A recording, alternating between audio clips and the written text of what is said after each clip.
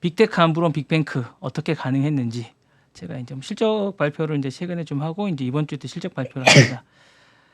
기본적으로 이제 4대 뱅크죠. 이제 JP 모건, 그다음에 뱅크 오브 아메리카, 시티그룹, 그다음에 웰스파고가 있습니다. 미국의 4대 뱅크라고 합니다. 요 실적 발표를 어제 이제 3대 뱅크가 이제 4대 뱅크 어제 했고요. 그다음에 JP 모건, 골드만삭스도 어제 실적을 발표했습니다. 그러다 보니까 이제 전반적으로 실적이 생각보다 너무 좋았습니다. 네, 그래서 너무 좋았고 JP 모건은 그 미국 역사상 처음으로 이제 500억 달러를 순이익 연간 순이익을 넘었습니다. 이게 사실 전례가 없던 그런 기록입니다. 그러다 보니까 이제 기본적으로 모두가 다 2024년도 4분기에 견고한 성적을 보여서 이것뿐만 아니라 어제 이제 CPI가 이제 기본적으로 전반적으로 이제 잘 나와서 주가는 우상향으로 다 기록을 했습니다. 근데 이제 제가 보기에는 그 CPI도 CPI지만 이 은행주가 전반적으로 잘 나온 것들이 아주 좋은 지표로 작용을 하고 있습니다. 그러다 보니까 이 부분에 대해서 이제 좋았고요. 전반적으로 이 부분이 잘 나왔는데 이게 왜 잘 나왔는지를 좀 지켜볼 필요가 있습니다. 잘 나왔다고 이제 실적이 잘 나왔다. 그리고 내년도도 잘 나올 것 같다. 이 정도로 보는 것보다 이게 어떤 지표가 될 수 있다는 생각이 좀 저는 기본적으로 들거든요. 이게 이제 기본적으로 지표가 될 수 있고 이게 어쨌든 마진이 좋았다는 얘기가 됩니다. 은행이 어쨌든 마진 장사잖아요. 기본적으로 이제 중간에서 은행이 뭘 하는 건 아니에요. 빅테크처럼 뭐 기술이 있는 것도 아니고 은행은 철저하게 마진 장사입니다. 은행에 그러니까 만약에 돈을 빌려줄 때 대출 이자가 기본적으로 더 높고 은행 이자를 낮게 주면서 그 마진으로 이제 장사를 하는 게 은행입니다. 기본적인 장사의 기법이죠. 그리고 이제 수수료를 좀 많이 책정을 해서 그걸로 이제 장사를 하는 게 은행의 기본적인 테크닉입니다. 그리고 이제 기본적으로 이제 파생 상품을 팔고 이런 것들을 많이 해서 이제 그런 하다음에 이제 대출을 했을 때 그 대출을 회수를 잘 하고 그런 것들이 이제 만약에 그런 대출 회수가 안 되는 그런 불량 회수율을 줄이는 게 이제 기본적으로 그런 것들의 기술을 좀 많이 불량 상품이나 이런 것들을 이제 해지를 많이 할 수 있는 이런 것들이 기법이 좋아지면 은행이 이제 회수율이 좋아지고 그러면 이제 은행이 좋아지는 이런 건데 이런 게 좋아졌다는 얘기입니다. 은행이 기본적으로. 그러면 경기가 좋아졌다는 얘기군요. 회수율이 좋아졌다는 얘기니까. 그러니까 그 지표가 좋아졌다는 얘기이기 때문에 그러면 기본적으로 이제 이게 내년도 올해 이제 미국 경기가 상당히 좋아졌다는 얘기고 세계 경기도 나름대로 좋아졌다는 얘기고 돈이 미국에 몰린다는 얘기입니다. 그러니까 이렇게 봤을 때 미국 경기가 좋아진다는 얘기가 될 수 있다는 얘기거든요. 그리고 저는 일단 이 부분도 있는데 저는 이 한 축 중에 암호화폐 거래가 되게 중요해졌다고 생각이 듭니다. 기본적으로 암호화폐 거래도 그냥 할 수 있는 게 아니잖아요. 우리가 그냥 암호화폐를 그냥 할 수 있는 게 아니잖아요. 우리가 이제 그리고 이제 요 파생 상품도 많이 있습니다. 암호화폐든 미국 주식 거래든 ETF 상품 같은 게 되게 많이 있는데 요런 관련된 것들을 상당히 많이 냈습니다. 이 미국의 이제 투자은행들이나 요런 4대 은행들이 많이 내면서 우리나라뿐만 아니라 전 세계의 어떤 투자자들이 그러니까 개미 투자자뿐만 아니라 일반 투자자들이 이걸 엄청나게 많이 샀습니다. 제 주변에도 많이 샀습니다. 저희 가족들도 많이 사고 주변에도 많이 산 걸로 제가 알고 있습니다. 암호화폐를요? 아니 요 투자 상품들. 그러니까 요런 투자 상품들을 많이 사고 암호화폐도 많이 사면서 요런 은행들을 많이 이용하게 되는 겁니다. 그러니까 암호화폐를 못 사면 암호화폐 관련된 요런 투자 상품들을 많이 사는데 이런 투자 상품들을 이런 JP 모건이나 아니면 뭐 엘스파고나 이런 데서 많이 내는 거죠.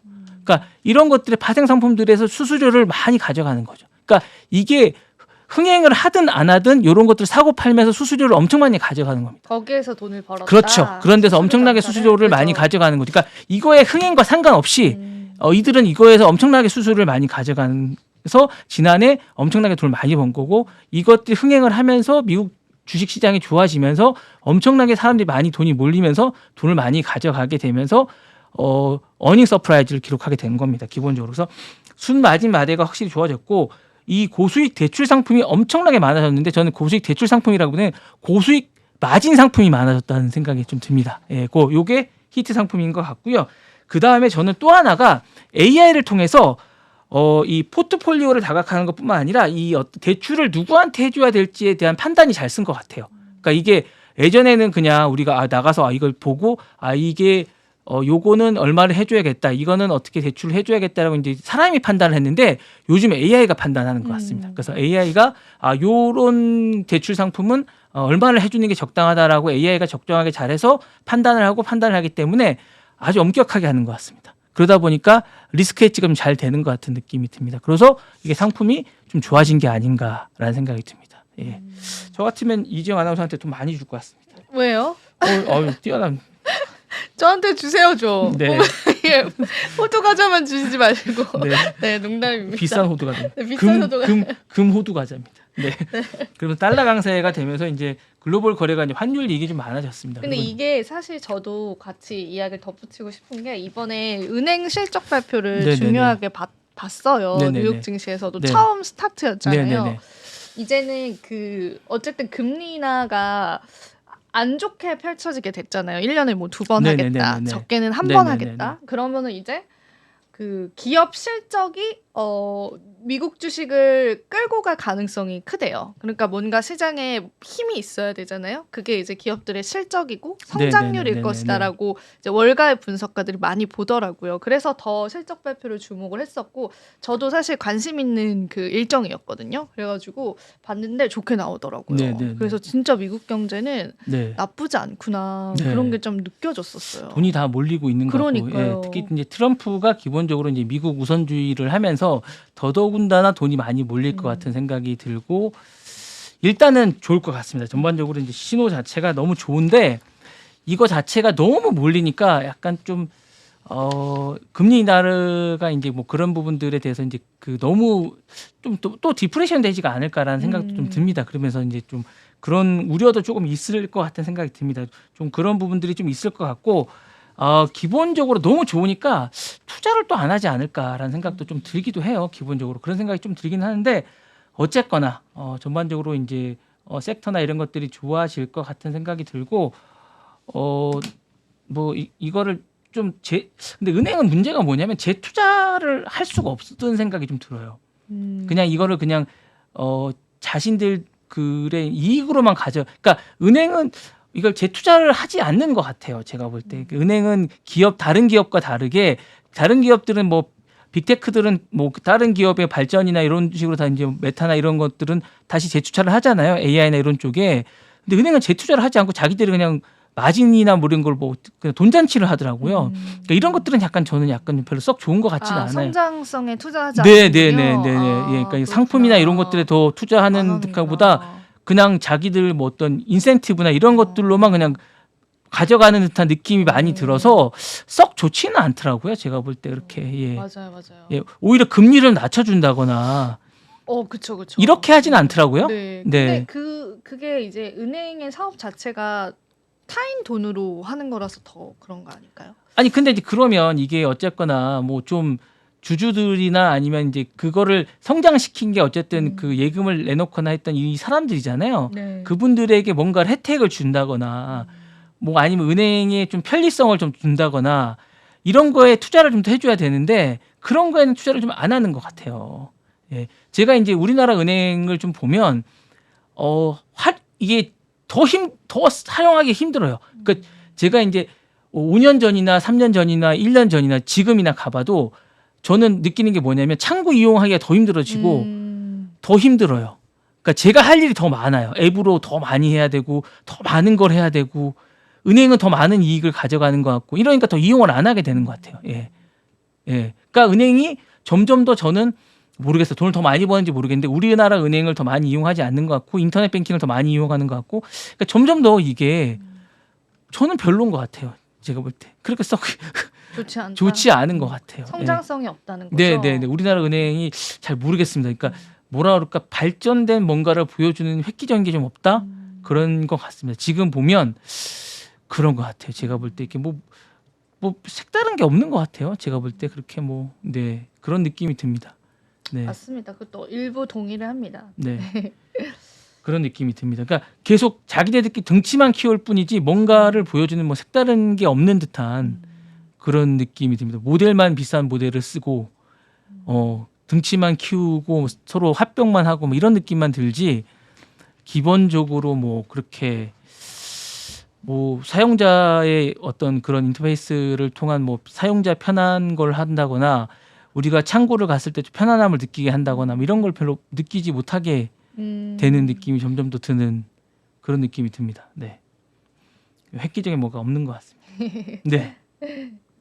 지켜봐야죠. 네. 다음 소식 전해드리겠습니다. 네. 네.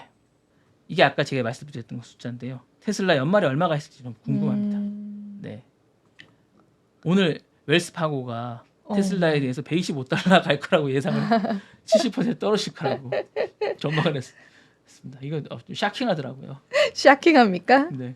그러니까 그 근거로 수익성 악화될 거다. 영업이익이 최근 분기 영업이익 9.6%로 지난 5개 분기 중에 가장 저조했답니다. 그리고 가격 인하 정책을 계속 지금 하고 있다고 합니다.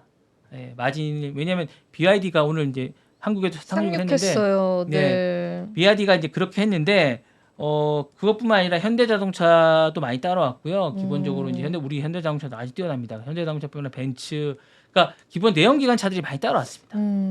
그리고 이제 경쟁이 너무 치열하기 때문에 이제 이렇게 보시면 여러분 보시면 이제 이렇게 이제 80% 컬랩스 떨어질 거고 이제 넥스트 내년에 $125 갈 거다.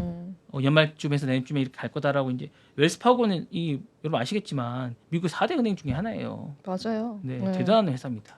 네. 근데 모건 스탠이 잘 못하기로 소문난답니다. 아, 모건 스탠인가? 그렇습니까? 네, $800 예상한다고 합니다. 예. 근데 모건 스탠리는 못하시다면 맞출 때도 많습니다. 네.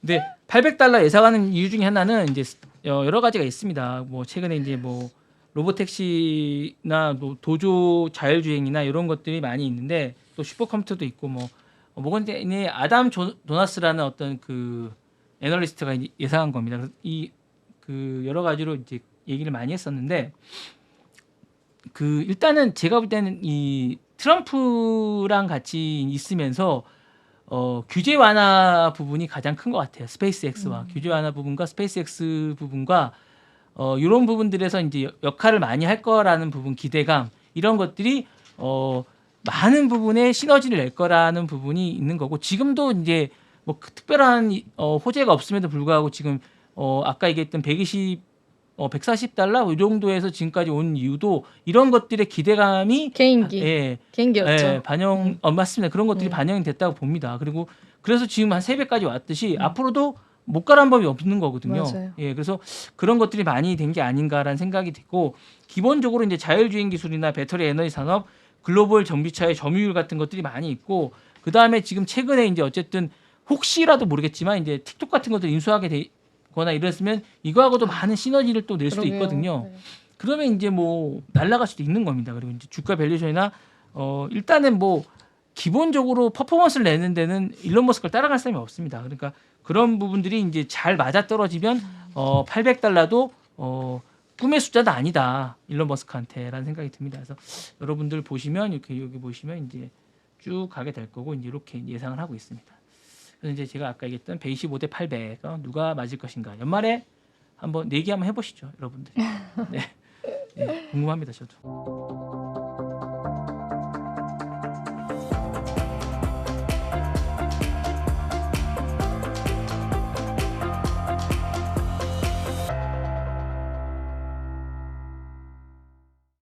지금 바로 구독을 눌러보세요. 실시간 경제 뉴스, 투자 전문가들의 다양한 시황과 정확한 분석, 또 알찬 투자 정보까지 신뢰할 수 있는 저희 서울경제TV와 함께하세요.